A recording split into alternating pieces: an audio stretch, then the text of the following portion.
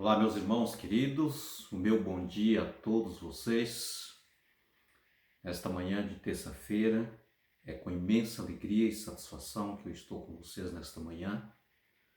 Juntos nós estamos unidos no Espírito e na graça de Cristo Jesus para podermos estudar a nossa lição. Nós temos hoje uma lição que é muito importante, né? Eu já estou aqui com a minha lição na mão e eu acredito que você também, que está sempre comigo, todos os dias pela manhã, estudando a lição da Escola Sabatina, nosso guia de estudo, você tem sido muito abençoado, muito abençoada por Deus, eu não tenho sombra de dúvida, porque realmente nós estamos ouvindo nosso Deus falar conosco.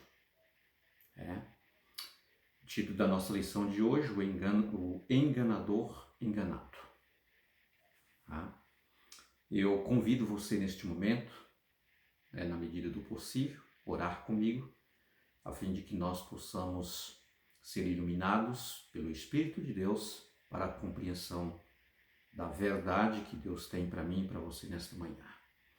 Obrigado, Deus amado querido, por este privilégio de nesta manhã, os meus irmãos e eu, mais uma vez podemos participar, ó Deus, da Tua Palavra, podermos ouvir a Tua voz, trazendo conforto e esperança e alegria ao nosso coração.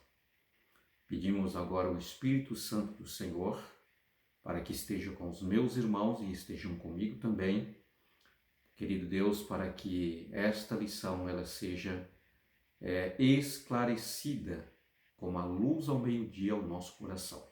Em nome de Jesus oramos. Amém. Queridos, o enganador enganado. É o título da nossa lição de hoje e o nosso estudo que nós vamos fazer no capítulo 29, do verso 1 ao verso 30, do livro de Gênesis, mostra para nós aqui a história de Jacó, ele fugindo, saindo às pressas da casa do seu pai, da casa da sua mãe, depois do engano que ele, juntamente com a sua mãe, o enganou, o seu pai, Isaac. E então, meus queridos, a fúria do seu irmão Esaú foi tão grande contra Jacó, que Jacó sentiu ali a insegurança e a sua vida correndo sério risco, e ele teve que sair às pressas. E ele saiu dali em direção a uma terra onde ele poderia encontrar um refúgio. E ele foi para casa, quem sabe tentar ali uma aceitação do seu tio, irmão da sua mãe, na casa de Labão. E a palavra conta para nós que quando ele está a caminho, em direção à casa, ali às margens de um poço, aonde os pastores acostumavam levar os seus rebanhos, as suas ovelhas, para beber água, e eles mesmos também apanhar água ali. Jacó, ele encontra ali naquele poço, esses pastores, e ele então pergunta para os pastores se eles não conheciam ali por perto um senhor por nome de Labão. Nesta lição, meus queridos, que Deus tem para mim e para você nesta manhã, Deus ele quer falar comigo, ele quer falar com você. Deus tem uma mensagem importante para nós, para mim e para você que estamos vivendo hoje no século 21. Esta mensagem é realmente para mim e para você.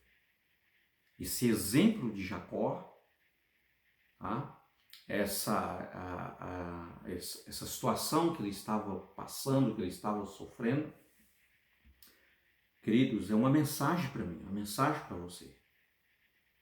Eu já quero te pedir para que você permaneça comigo, participando desta lição, ouvindo o vídeo, até o final, Você será muito abençoado, tenho certeza.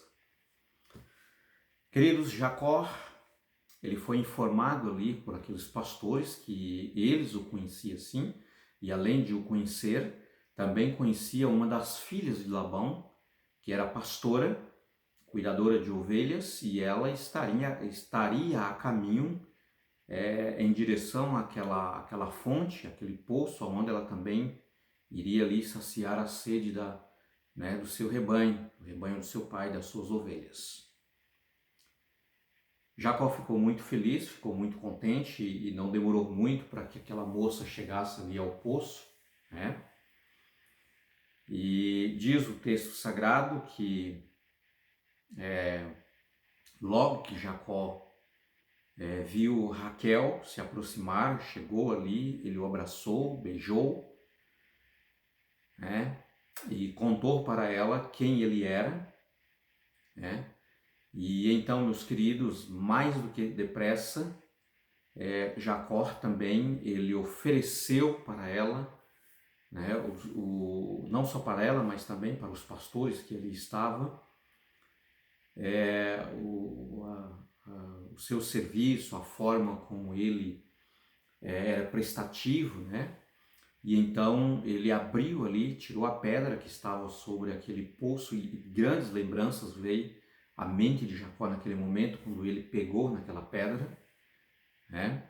Jacó lembrou do momento que ele teve que dormir com a cabeça pousada sobre uma pedra, mas Jacó lembrou também, meus queridos, que essa pedra, né, tanto aquela que ele dormiu com a sua cabeça reclinada em cima naquela angustiosa noite, e como também essa pedra que ele estava erguendo do poço, meus queridos, ele pôde lembrar da mensagem de Deus, de que Deus o enviaria, uma pedra angular, né, o Messias, Cristo Jesus, a pedra principal, que viria, né, num futuro breve, para nos redimir, para nos salvar, para nos transformar nossa vida e para nos intermediar, nós como humanos, como seres humanos, e ainda por cima pecador, ao Deus Criador de todas as coisas. Muitas mensagens interessantes, importantes veio à mente de Jacó naquele momento. Queridos, muitas lições nós podemos extrair dessa nossa lição que nós estamos estudando nesta manhã.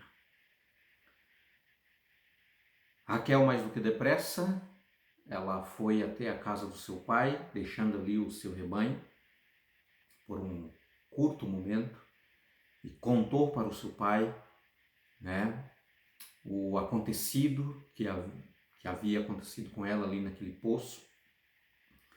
E então o seu pai, às pressas, também foi àquele poço ali encontrar com Jacó. E, queridos, nós temos aqui uma mensagem importante que eu gostaria de compartilhar com vocês. Primeiramente, meus queridos, mesmo que nós passamos pelos problemas, e muitos deles são consequências dos nossos pecados, dos nossos erros, das nossas transgressões, mas ainda assim nós temos um Deus que, por amor, por graça, por misericórdia, Ele continua guiando a nossa vida, conduzindo a nossa vida. Esse Deus maravilhoso, meus queridos, Ele faz tudo para me salvar e para te salvar. Deus estava guiando a vida de Jacó. Mesmo nos momentos mais difíceis, no momento em que Jacó estava mergulhado, né, na pior das trevas espirituais, ainda assim Deus estava conduzindo aquele rapaz. Tá? É assim que Deus faz conosco, é assim que Deus faz comigo, é assim que Deus faz com você, porque Deus é graça. A essência de Deus é misericórdia, é amor, é perdão. Jacó foi conduzido pelo seu tio. Jacó passou ali, meus queridos, um período de tempo com seu tio. O seu tio disse para Jacó: Jacó, agora você vai me servir, vai cuidar dos meus rebanhos, mas eu quero determinar aqui com você, estipular junto com você um salário, né, que você precisa ser remunerado pelo trabalho que você vai exercer. Afinal de contas, você vai estar trabalhando. Deus providenciou um meio ali, já um emprego para Jacó. Se você, neste momento, queridos, eu estou falando com você, meu irmão querido, minha irmã querida, meu amigo, minha amiga, você que está sempre me ouvindo, sempre participando, sempre na sala da esperança, e eu sei que há pessoas, né, que nunca teve um vínculo com a palavra de Deus, que está me ouvindo. Eu sei disso, eu tenho sido informado, né, que há pessoas, né, que está participando, está ouvindo a palavra de Deus junto comigo. É uma alegria, eu quero te agradecer, agradecer a todos vocês que têm aí dispensado o seu tempo, né, para passar um pouco do seu tempo, né, ouvindo a palavra de Deus juntamente comigo. Muito obrigado. Que Deus continue te abençoando e abençoando muito a sua vida. Que o Espírito de Deus continue atuando, trabalhando no seu e no meu coração. Queridos amados, Jacó, amor à primeira vista, apaixonou por aquela moça, por aquela menina, né? Linda, bonita, tá? Raquel. E Jacó, ele agora luta para conquistar o coração, né, daquela menina. Jacó agora, ele não seria a mesma pessoa, né, sem aquela amada ao seu lado. E ele chega então para o seu futuro sogro, né, o seu tio Labão. E Jacó então ele pede aquela menina, né, ao seu pai para que ela possa ser a sua namorada, né, futuramente a sua esposa. Jacó se abriu, ele disse: sabe, eu apaixonei pela sua filha, ela é linda demais. Mas o que Jacó não esperava, queridos, estava por vir. Labão disse: ela pode ser sua depois de 7 anos de prestação de serviço.